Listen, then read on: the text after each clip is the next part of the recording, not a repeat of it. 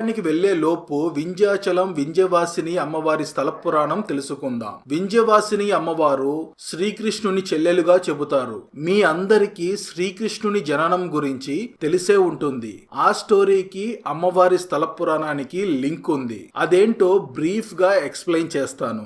మథురలో ఉగ్రసేనుడు ఒక ప్రముఖ యాదవరాజు. ఉగ్రసేన మహారాజు వృద్ధుడు కావడం వలన అత్యాశాపరుడైన అతని కొడుకు కంసుడు తన తండ్రిని కారాగారంలో పెట్టి అధికారాన్ని చేజిక్కించుకుంటాడు. మరోవైపు కంసుడి చెల్లెలు దేవకి మరొక యాదవరాజైన వసుదేవుడిని వివాహం చేసుకుంటుంది. పెళ్లైన తర్వాత కొత్త దంపతులను కంసుడు తన రథంలో తీసుకువెళ్తున్నప్పుడు ఆకాశవాణి భవిష్యత్తు పలుకుతుంది. ఓ కంస, నీ చెల్లెలకు పుట్టే 8వ శిశువు నిన్ను వధిస్తాడు. ఇదే నీ అంతం అని చెబుతుంది. కంసుడు ఒక్కసారిగా ఉగ్రుడవుతాడు. తను 8వ బిడ్డకు ఎలా జన్మనిస్తుందో నేను చూస్తాను అని హూంకరిస్తాడు. కంసుడు దేవకి మరియు వసుదేవును రాజభవనంలోని నేలమాలిగల్లో ఉన్న చెరసాలలో బంధించి నిరంతరం నిఘా ఉంచాడు. దేవకి చెరసాలలో బిడ్డకు జన్మనిచ్చిన ప్రతిసారి కంసుడు ఆ పిల్లవాడిని చంపేశాడు. ఇలా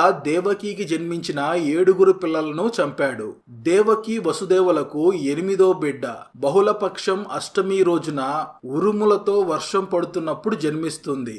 ఆ బిడ్డే శ్రీకృష్ణుడు. శ్రీకృష్ణుడు జన్మించిన సమయంలోనే నంద యశోదలకు పార్వతీదేవి అంశంతో ఆడపిల్ల జన్మిస్తుంది. కృష్ణుడు జన్మించిన వెంటనే ఆకాశవాణి నుండి ఒక స్వరం వాసుదేవుకి వినపడుతుంది. ఈ పిల్లాడిని మీ స్నేహితుడైన నందరాజు పాలించే గోకుల రాజ్యానికి యమునా నది మీదుగా తీసుకువెళ్ళు. అతని భార్య యశోద ఇప్పుడే ఒక కుమార్తెకు జన్మనిచ్చింది. మీ కుమారుడిని వారికిచ్చి వారి కుమార్తెను ఇక్కడికి తీసుకురా అని వినపడింది.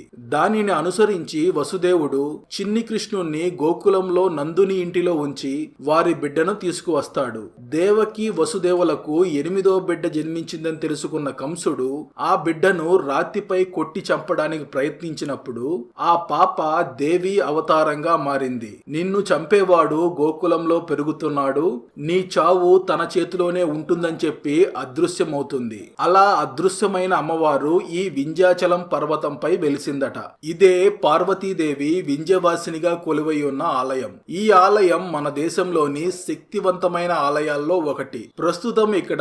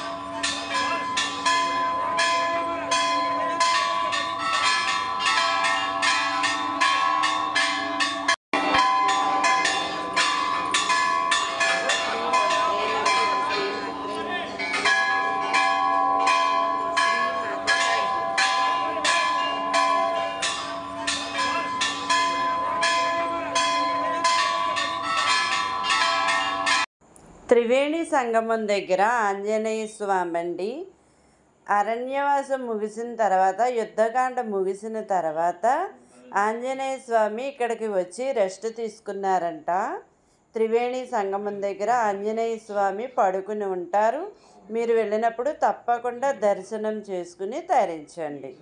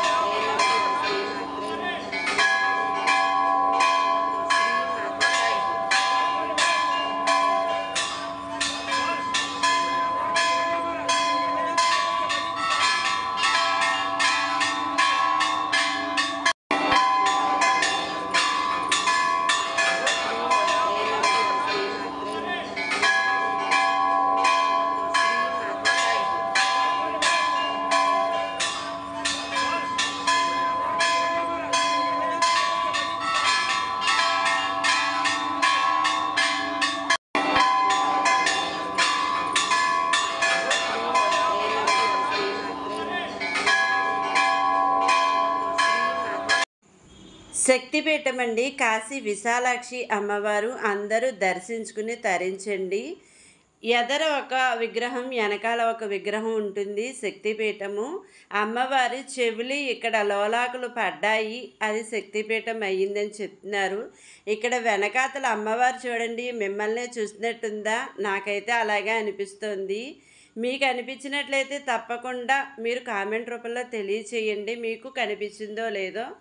ఇది శక్తిపీఠము. ఇక్కడ దేవి ఖడ్గమాల చదివితే కనుక అమ్మవారు ఏదో ఒక రూపంలో మన దగ్గరికి వచ్చి దర్శన భాగ్యం కలిగిస్తారు అని చెప్పారనమాట పెద్దవారు. అలాగే మా అమ్మ ఇక్కడ దేవి ఖడ్గమాల చదివింది.